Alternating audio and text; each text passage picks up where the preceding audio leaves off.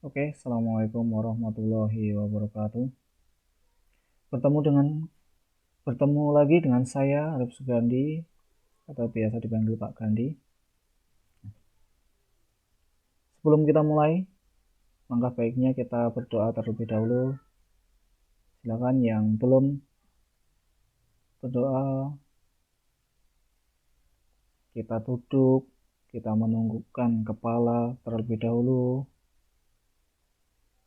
Bersama-sama semoga mendapatkan apa yang kita inginkan.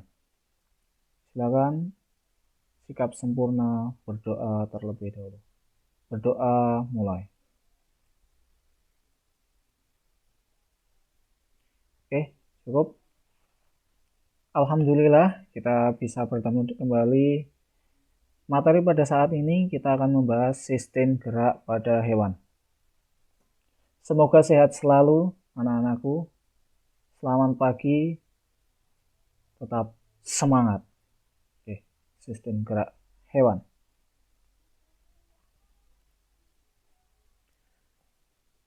Yang pertama, kita akan berdiskusi bagaimana sistem gerak hewan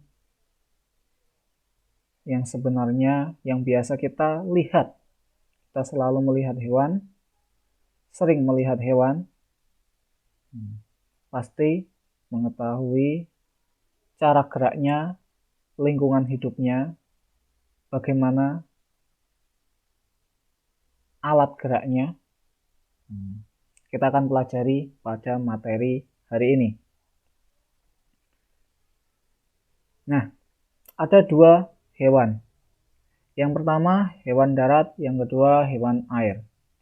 Mengapa gerak hewan di air berbeda dengan hewan di darat?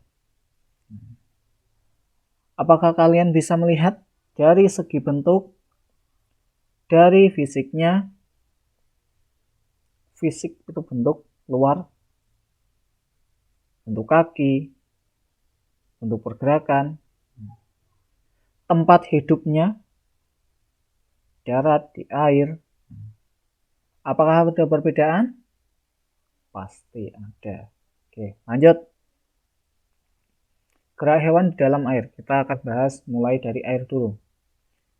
Gerak hewan di dalam air itu ada beberapa hal yang mempengaruhinya. Yang pertama, kerapatan air. Kerapatan air itu besar. Kenapa besar? Karena untuk menahan hewan yang masuk ke dalam air, yang tinggal di dalam air, yang hidup di dalam air, biar hewan tersebut bisa mengapung antara air dan permukaan, berada di antaranya, tidak berada di bawah terus, tidak berada di atas terus. Contohnya apa? Ikan. Kemudian gaya angkat air besar. Gaya angkat air besar itu gimana, Pak? Maksudnya seperti apa? Gaya angkat airnya besar itu maksudnya air itu memiliki massa yang lebih besar sehingga akan menopang tubuh hewan. Jadi massa jenis hewannya itu kecil. Nah, ini yang ketiga ini. Massa jenis hewan itu kecil. Lebih besar massa jenis air. Kemudian bentuk tubuh ikan berbeda. Nah, bentuk tubuh ikan dengan bentuk tubuh macan, dengan bentuk tubuh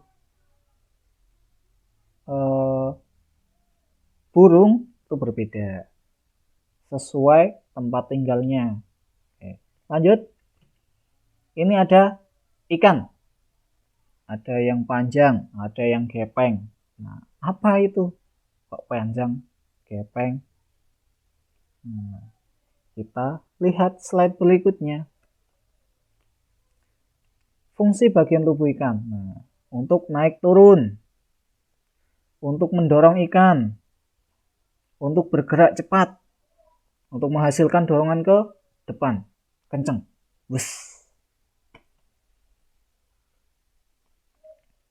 Ada juga hewan yang berada di atas permukaan air, menempel di atas permukaan.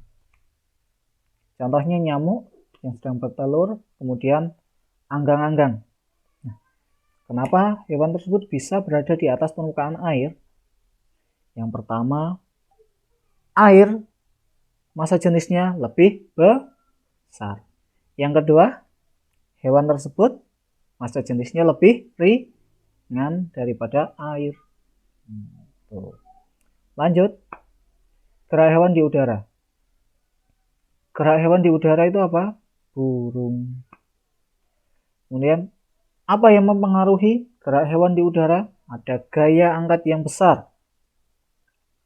Maksudnya gimana Pak? Kok gaya angkatnya besar? Gaya angkatnya besar itu menahan udara sehingga udara bisa mengangkat hewan tersebut sehingga bisa terbang. Kemudian kerangka ringan. Pak, kok maksudnya kenapa harus kerangkanya ringan? Pernah membuat layang-layang? Kerangkanya ringan atau berat? Pasti membuatnya ringan agar terbangnya tinggi. Kerangkanya ringan. Kerangka hewan di udara itu apa Pak? Tulang. Kemudian yang ketiga, tulang padat. Nah, kerangka tulangnya padat, kuat. Tulang dadanya kuat. Kenapa dibuat kuat? Karena menahan udara yang ada di bawah sehingga akan terangkat ke atas. Nah, itu harus kuat. Ototnya juga harus kuat. Yang keempat, otot kuat. Tuh. Lanjut. Nah, ini bentuknya seperti ini. Sayap pesawat dibuat dengan prinsip menyerupai sayap burung. Nah, di sini prinsipnya itu aerofoil. Nah, sayap yang depan itu cenderung lebih besar, kemudian melengkung, kemudian paling ujung kecil. Dari bawah ini akan menahan udara, sedangkan di atas ini akan melancarkan udara, sehingga hewan tersebut dengan sayapnya bisa terbang ke udara, bisa terangkat. Prinsipnya sama persis dengan pesawat. Nah, karena pesawat meniru hewan di udara seperti burung.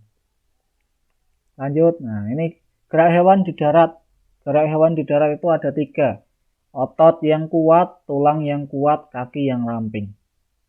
Fungsinya untuk apa? Mengatasi inersia dan menyimpan energi pegas. Mengatasi inersia itu apa Pak?